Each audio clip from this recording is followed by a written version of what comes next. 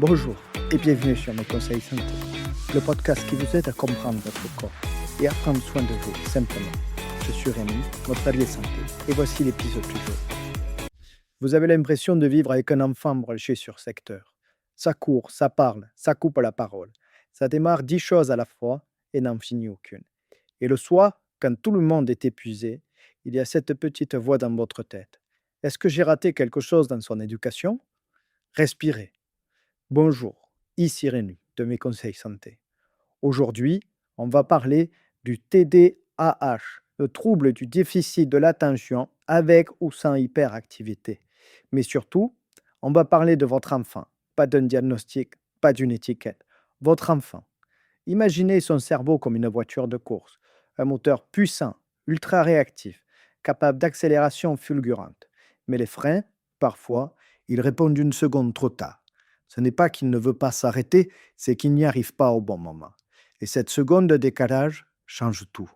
On confond souvent enfant turbulent et enfant avec TDAH. Un enfant énergétique peut freiner quand l'enjeu est clair. Il râle, mais il s'arrête. Un enfant avec TDAH, le feu est rouge, il le sait, il veut s'arrêter. Mais la pédale répond trop tard. Et à force d'entendre fais un effort, il finit par croire qu'il est le problème. Le TDAH repose sur 3 grandes pédales. D'abord, l'attention. Son cerveau, c'est comme un navigateur avec 30 onglets ouverts. Il commence un exercice et soudain, un bruit, une pensée, une idée, et l'onglet change. Ensuite, l'impulsivité.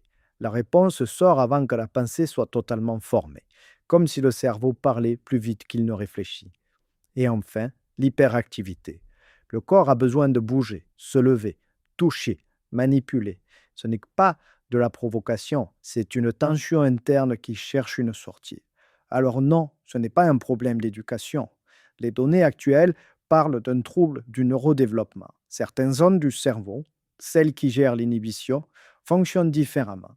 Imaginez un chef d'orchestre un peu débordé. Les instruments jouent, mais la coordination est plus fragile. Ce n'est pas un mauvais orchestre, c'est une organisation à ajuster. Comment savoir si on dépasse la simple turbulence? 3 éléments doivent alerter. La durée, plus de 6 mois, la répétition, à l'école et à la maison, et surtout l'impact, des difficultés scolaires, des conflits répétés, une estime de soi qui s'effrite. Un diagnostic ne se pose pas à la légère, il demande un entretien médical, des questionnaires, parfois des bilans complémentaires. Parce qu'un moteur qui tousse n'est pas toujours un problème de frein. Alors, concrètement, que faire? On ne change pas le moteur, mais on peut sécuriser le circuit. Un enfant avec TDAH a besoin de structures externes, comme des rails sur une piste. Des règles courtes, visibles, répétées. Une règle, une phrase. Je range avant de sortir un nouveau-né. Un jeu. Je parle quand c'est mon tour. Pas de long discours. Le cerveau TDAH se perd dans les explications floues. Ensuite, fractionner. Range ta chambre est une autoroute sans sortie. Découper, ramasse les vêtements, puis les livres, puis le bureau. Un virage à la fois. Et chaque étape validée devient une petite victoire. Le renforcement positif est essentiel. Ces enfants entendent beaucoup de reproches. Repérer l'effort, même minuscule. Le cerveau est très sensible à la récompense immédiate. C'est comme mettre le bon carburant dans le moteur. Avant même de parler traitement, regardons les fondations.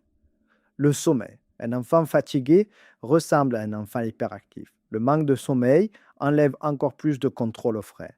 Rituel identique chaque soir. Écran coupé au moins 1 heure avant. Heure de coucher stable. Parfois, une aide ponctuelle à base de mélatonine peut être proposée. Toujours avec un avis médical, jamais un automatique. L'alimentation ensuite. Non, le sucre ne crée pas le TDAH, mais un petit déjeuner riche en protéines aide à stabiliser la tension. Les oméga 3 soutiennent le développement cérébral, c'est un travail de fond silencieux. Le magnésium peut soutenir un système nerveux sous tension. On n'est pas dans la solution miracle, on optimise le terrain. Et le traitement médicamenteux. La question fait peur. Les psychostimulants, comme le méthylphénidate, peuvent améliorer la disponibilité attentionnelle. Ils agissent un peu comme si on aidait le chef d'orchestre à mieux coordonner l'ensemble. Mais ils nécessitent un suivi strict. Ils peuvent diminuer l'appétit, perturber le sommeil.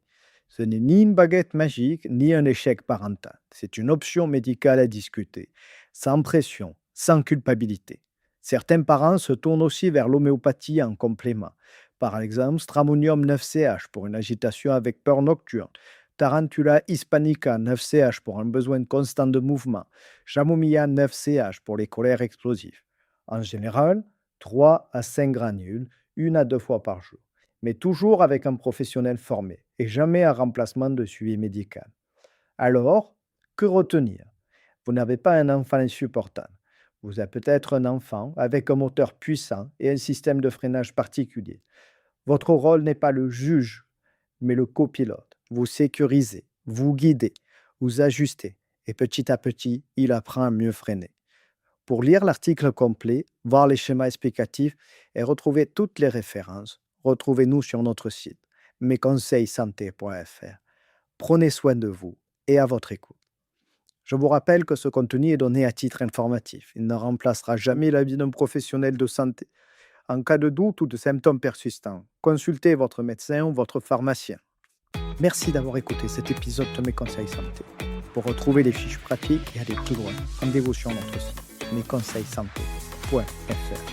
Si cet épisode vous a aidé, n'hésitez pas à vous abonner pour ne rien rater. Prenez soin de vous et à très vite.